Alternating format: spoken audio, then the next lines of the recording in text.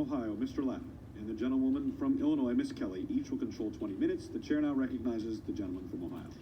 Mr. Speaker, I ask unanimous consent that all members may have 5 legislative days in which to revise and extend the remarks and insert extraneous materials in the record on the bill.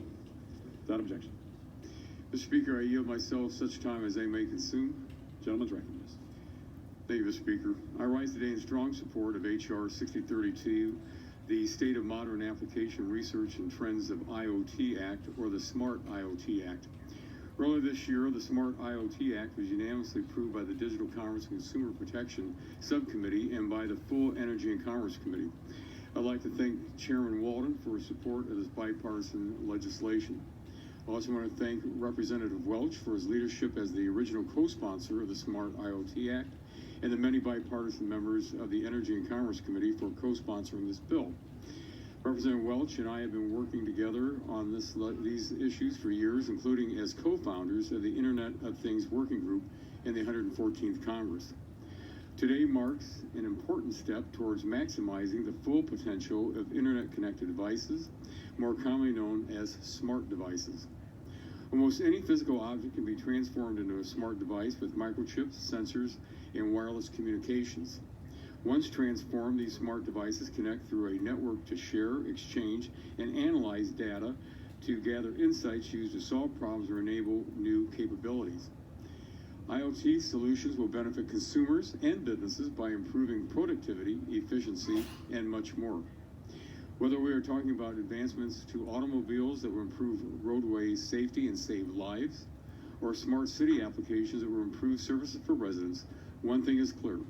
We have the chance to benefit from a more connected world. Because of the vast benefits of IoT, we are seeing significant economic impacts across a number of industries. By 2025, it is projected the total economic impact of IoT could reach $11.1 trillion. This includes value increases annually of up to $2.5 trillion in the healthcare sector, $2.3 trillion in manufacturing, $300 billion in infrastructure, $100 billion in agriculture, and $50 billion in vehicle use. But to realize these benefits, we must ensure the government does not get in the way. Throughout numerous meetings over the years, we heard from many stakeholders. What became clear, it is difficult to know who is doing what, both in the federal government and also in the private sector. A lack of collaboration and dialogue presents the problem of creating unnecessary barriers to innovation and common sense policy, something we cannot afford to do if we want to unleash the power of IoT in the United States.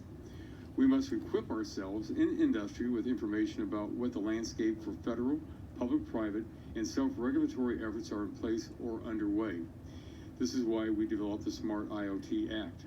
The SMART IoT Act directs the Secretary of Commerce to create a compendium to answer that very question. Who is doing what? At the federal level, this is what will help promote interagency discussions and avoid conflicting or duplicative obligations or regulations that may slow innovation and progress. At the industry level, this will help innovators and businesses know how entities are developing, using, and promoting use of IoT solutions. It will also highlight industry-based efforts to self-regulate and provide all stakeholders with a resource to facilitate communication and information sharing. The SMART IoT Act is a critical first step to future IoT policy efforts. It provides important information that will foster federal collaboration and streamline private industry efforts.